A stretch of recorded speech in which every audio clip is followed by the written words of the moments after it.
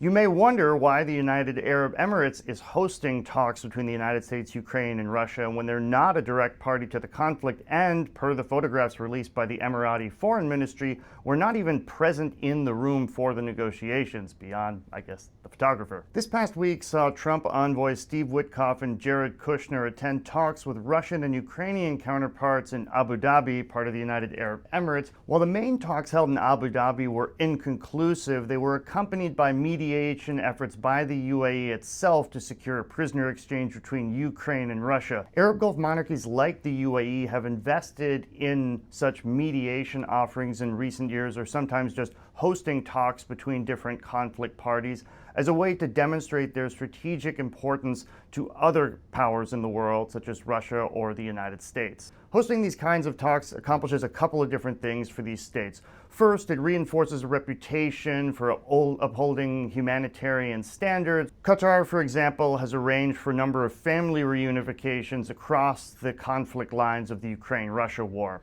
It also demonstrates the value, or sometimes justifies, the many often contradictory relationships that these countries can have.